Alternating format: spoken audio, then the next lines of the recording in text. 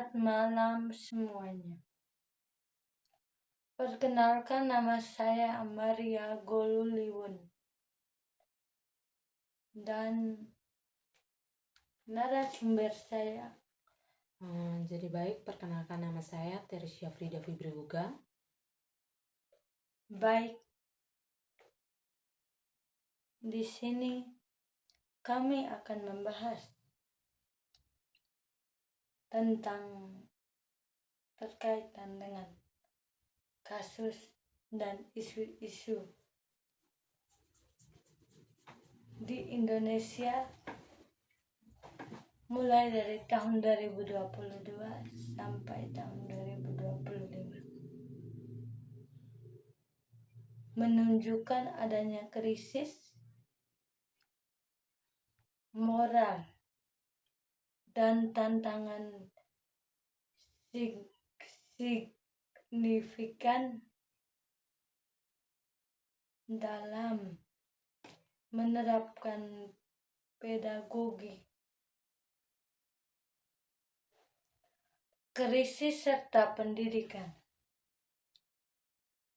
demokratis yang tercermin berbagai isu kekerasan, degradasi,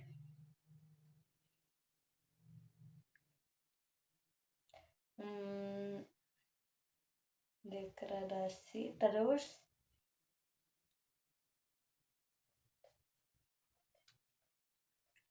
etika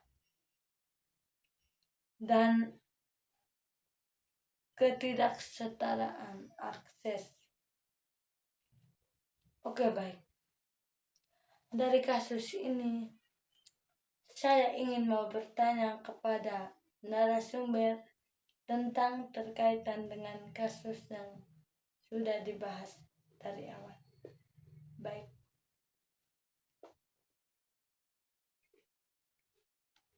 Bagaimana menurut Anda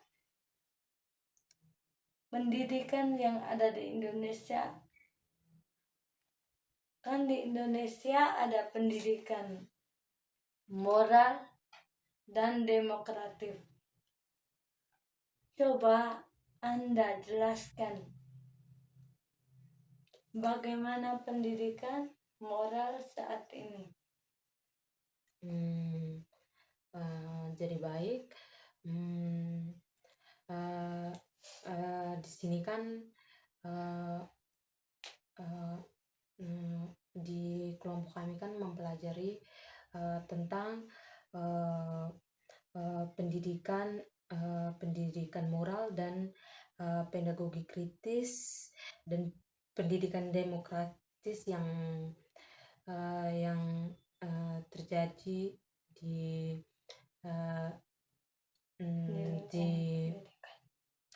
yang terjadi di era saat ini. Jadi baik, yang terjadi saat ini adalah pendidikan moral. Pendidikan moral saat ini di Indonesia banyak menghadapi tantangan serius, terutama terlihat pada perilaku pelajar yang sering terjadi melakukan kekerasan seperti kekerasan seksual atau pembulian di sekolah.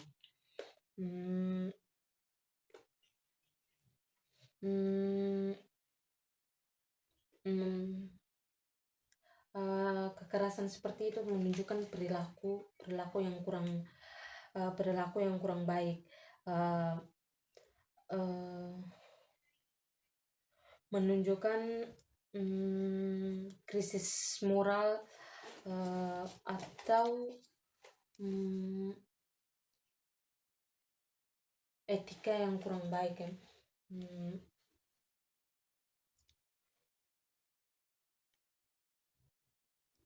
Pendidikan yang kurang baik dan etika yang kurang baik. Yang kedua itu degradasi kayak etika pelajar. Contohnya seperti penyalahgunaan narkoba dan hilangnya perilaku sopan santun eh, yang eh, perilaku sopan santun menjadi kekhawatiran yang mendasar, menunjukkan adanya penelusuran kesadaran moral di kalangan generasi muda. Yang kedua, kekerasan seksual. Kekerasan seksual itu seperti kekerasan seksual di pendidikan, di lingkungan sekolah. Kekerasan di lingkungan sekolah itu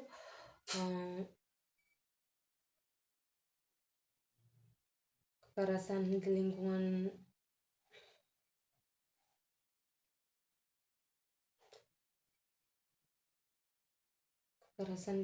sekolah itu seperti apa?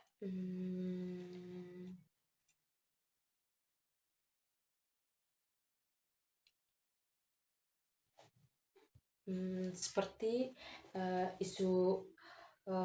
isu krusial yang diangkat oleh lembaga seperti YLBHI, menyoroti kegagalan institusi dalam menciptakan lingkungan yang aman dan beretika. Yang kedua, pedagogi kritis. Pedagogi kritis itu seperti mendorong siswa untuk berpikir kritis dan mempertanyakan sistem, menghadapi tantangan dalam sistem pendidikan Indonesia yang cenderung kaku dan berpusat pada guru. Yang kedua, model pembelajaran siswa yang masih bersifat tradisional. Banyak praktik pendidikan masih menggunakan model ceramah yang berpusat masih pada guru, dengan kurikulum yang kaku, sehingga cara berpikir siswa tuh masih kurang dalam menumbuhkan kemampuannya untuk berpikir. Dan yang berikut, kesenjangan kesiapan guru. Terdapat tantangan dalam menemukan keseimbangan atas ketegasan guru dalam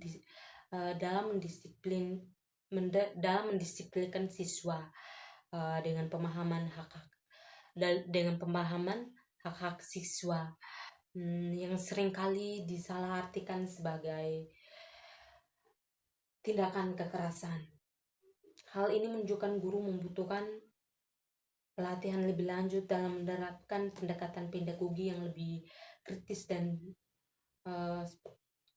dan sportif begitu. Ketiga, ke protes mahasiswa. Seperti ribuan mahasiswa melakukan protes kritis terhadap krisis pendidikan dan isu-isu nasional yang ada saat ini, seperti usulan kenaikan subsidi perumahan bagi anggota parlemen pada Agustus 2025, yang mencerminkan adanya dorongan untuk menerapkan pemikiran kritis di luar kelas ketika merasa suara mereka tidak didengar melalui saluran formal begitu.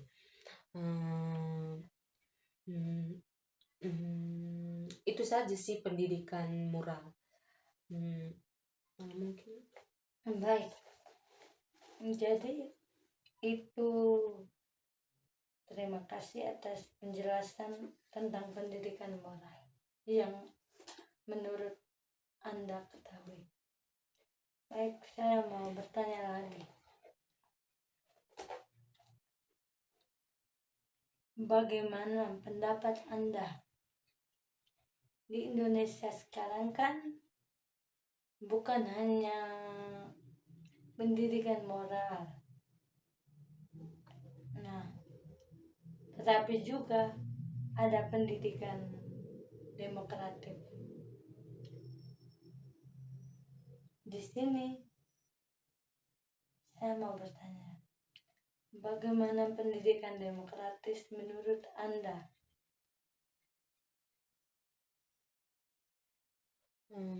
Jadi baik, saya akan menjawab. Kalau menurut saya pendidikan demokratis itu bukan hanya bertujuan eh, untuk membentuk warga yang partisipatif, toleran, dan berempati, namun pelaksanaannya menjadi hambatan.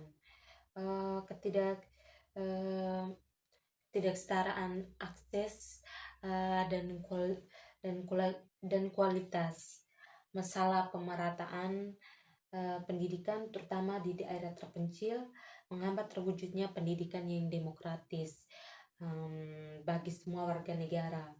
Eh, mm, Minimnya integrasi nilai demokrasi, kurangnya integrasi nilai demokrasi dalam kurikulum secara efektif menjadi salah satu permasalahan utama.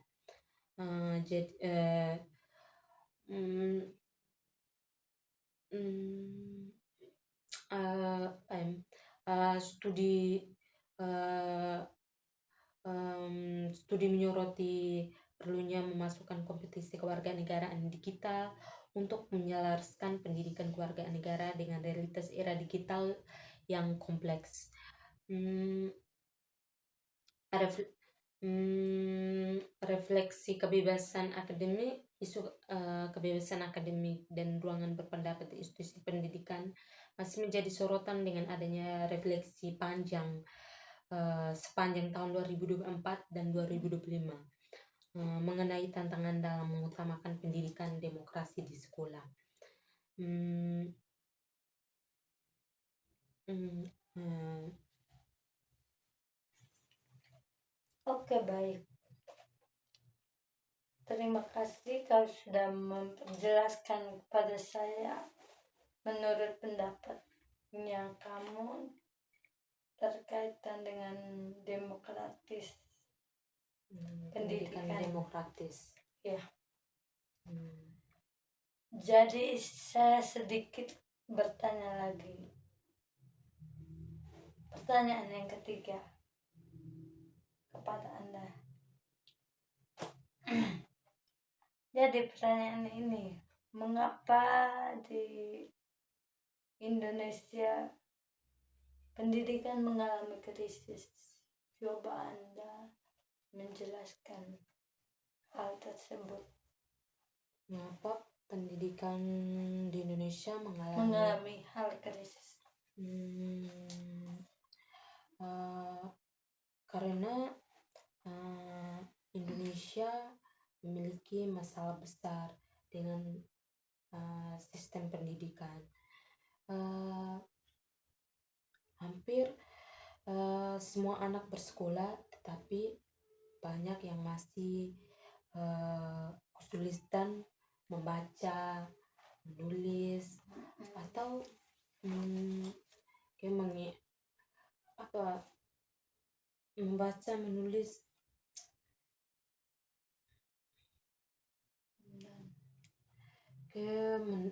menerapkan sesuatu tuh belum bisa. Ya, belum tangkap yang sebenarnya.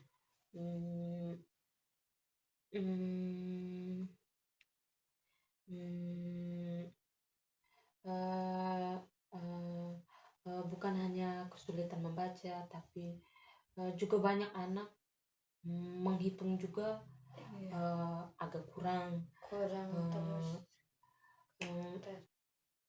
ya karena kekurangan belajar mungkin ya. pengaruh lingkungan. Terus apa pengawasan dari orang tua pengawasan dari orang tua tuh kurang. Jadi anak itu ya jadi anaknya kurang dalam hal berkembang. Dalam hal bagaimana ya Dalam hal berkembang maju bukan berkembang juga sih, mungkin cara berpikir dia agak lambat karena pengawasan orang tua yang kurang. Terus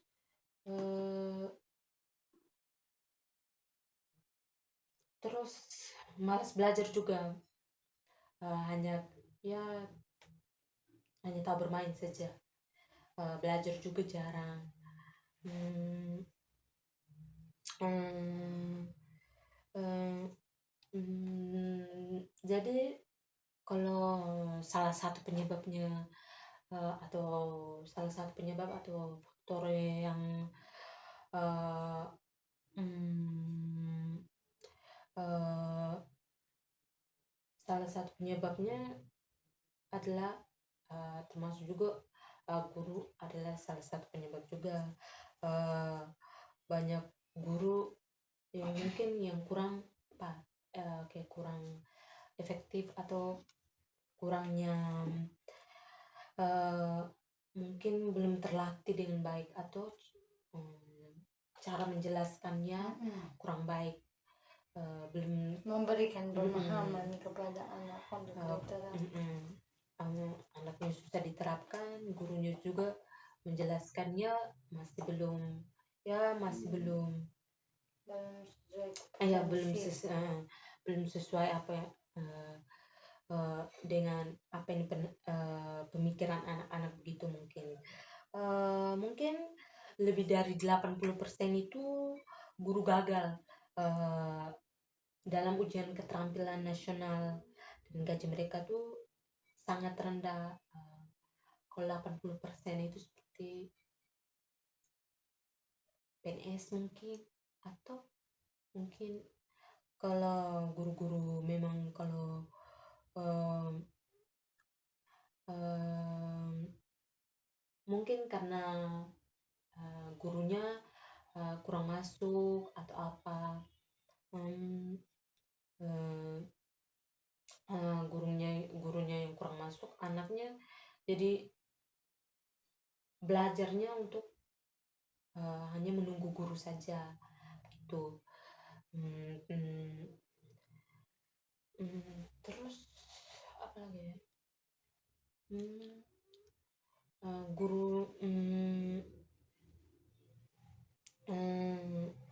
kan lebih dari 80% kan, guru kan gagal dalam ujian keterampilan nasional.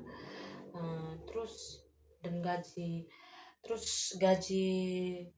gaji minimum mereka tuh ya sangat rendah, paling sedikit 300 500 setiap bulannya. Mungkin dalam setiap bulannya mungkin tidak terima ya, tunggu 3 bulan satu kali. Hmm, eh, hmm,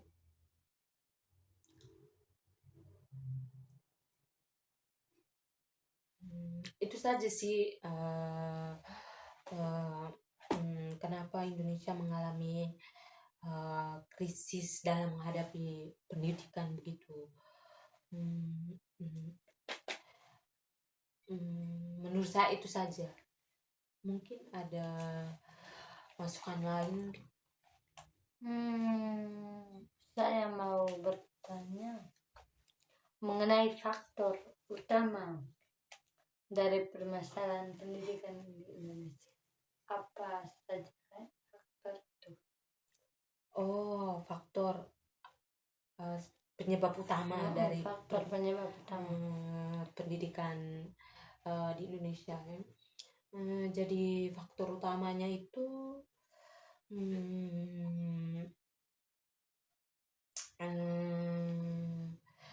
kualitas kualitas pembelajaran di sekolah, kualitas pembelajaran di sekolah yang mungkin masih kurang, atau bagaimana, kualitas pembelajaran yang masih kurang ya, seperti daerah-daerah yang terpencil, mungkin banyak yang belum mempunyai listrik sehingga akses internetnya kurang.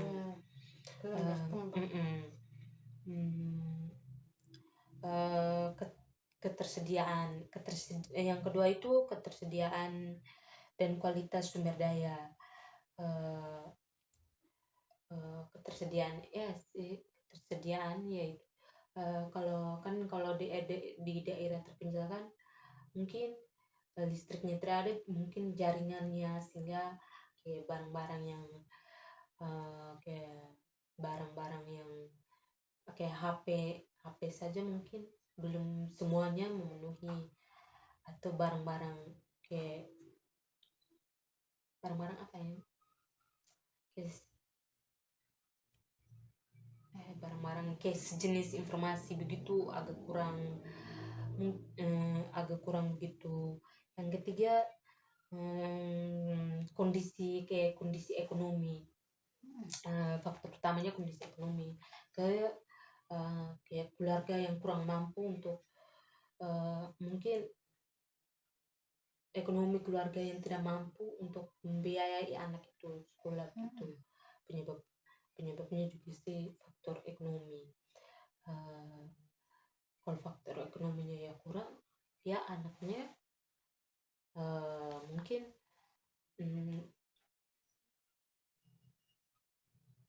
ya mungkin anaknya kurang dalam apa, faktor ekonomi itu kayak anaknya mau sekolah di sekolah yang sekolah yang sekolah lebih favorit atau begitu. sekolah yang berkualitas, Mhm. tapi ekonominya tidak mendukung dengan apa intelektualnya anak. Toh bukan intelektual sih, apa? karena ekonominya yang kurang, terus mungkin anaknya otaknya yang cerdas, tapi IQ-nya berkembang, tapi ekonominya yang menurun. kurang ya. Iya. Itu sih faktor ekonomi. Terus Faktor apa lagi?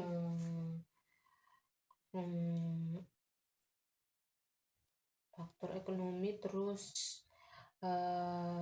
yang berikut itu kesehatan ya, kesehatan dan kesejahteraan. Kesehatan dan kesejahteraan begitu. Mungkin dia pengen sekolah kayak sekolah di kota, tapi kesehatannya tidak mendukung. Yang berikut itu kurangnya motivasi dan minat. Sama saja kayak contohnya seperti anaknya mau sekolah di kota, tapi orang tuanya bilang tidak usah di kota. Terpengaruhnya seperti pergaulan, iya, motivasi yang kurang. Jadi karena kata-kata orang tua di kota itu begini-begini, jadi membuat anak lemah dan tidak mendapatkan motivasi untuk mendorong sekolah ke kota. Itu sih faktor dari pergaulan, mungkin tidak ada motivasi dari orang tuanya untuk mendorong anak tersebut untuk kayak anaknya minat ke sekolah situ, tapi orang tuanya tidak mendukung. Tadi juga ada faktor ekonomi. Faktor apa lagi? Mungkin minatnya yang kurang, mungkin ya, kurangnya minat. Terus ada juga masalah manajemen kelas, atau itu seperti apa manajemen kelas, manajemen kelas. Terus perbedaan individual siswa, perbedaan individual itu. Terus teknologi dan akses informasi, mungkin teknologi yang kurang, akses informasinya juga kurang. Teknologi kayak barang-barang kayak handphone atau apa yang kurang, terus informasinya dari apa ini tidak bisa mengakses untuk membantu.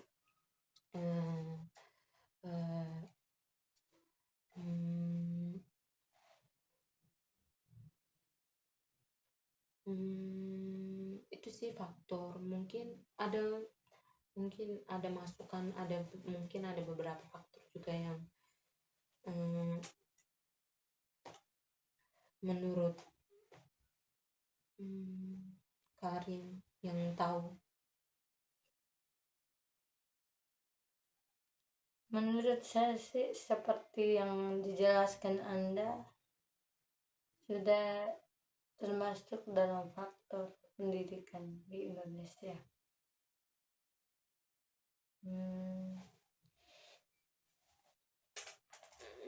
Oke, baik.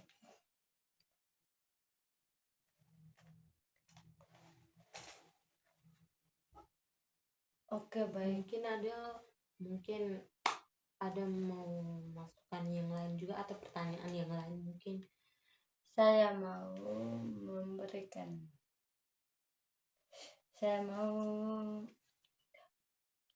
memberikan bagaimana cara mengatasi masalah pendidikan di Indonesia. Cara mengatasi pendidikan di Indonesia, mungkin permasalahan di Indonesia itu permasalahan pendidikan di Indonesia itu dapat di atas itu berbagai macam cara ya, meningkatkan kualitas, berbagai macam cara ya, seperti meningkatkan kualitas ya. Mungkin dan meningkatkan kualitas dan kesejahteraan guru ya. Terus memperbaiki kurikulum dan metode pembelajaran.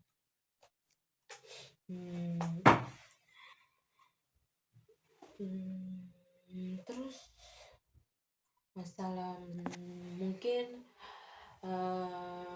juga menyediakan kayak sarana seperti daerah tertentu mungkin dalam mengatasi hal tersebut, kayak menyediakan sarana seperti kayak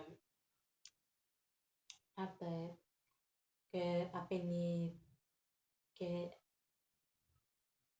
di era sekarang kayak teknologi digital modern gitu. Teknologi yang modern ya, paling yang mendukung pendidikan lebih maju tuh.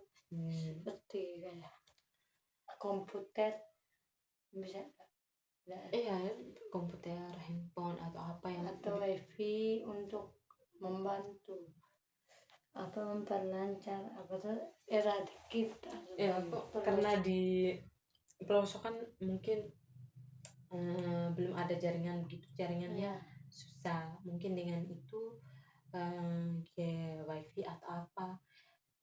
Kalau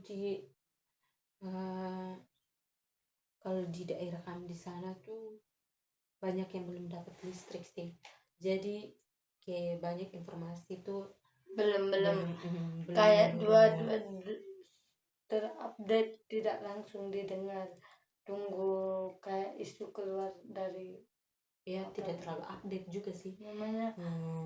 Tidak terupdate dari ini langsung didengar oleh semua daerah. Memang tuh tunggu 2 atau 3 hari baru semua berita itu tersebar, karena belum adanya itu perkembangan alat itu modern. Mungkin adanya meningkatkan akses atau pemerataan pendidikan kayak di wilayah itu, selain peran tuntutan dan masyarakat serta optimalisasi teknologi juga sangat krusial. Pemerataan pendidikan di seluruh wilayah ya, di wilayah pendidikan tuh agak kurang juga sih, banyak wilayah, banyak kayak di desa kayak bahasanya belum terlalu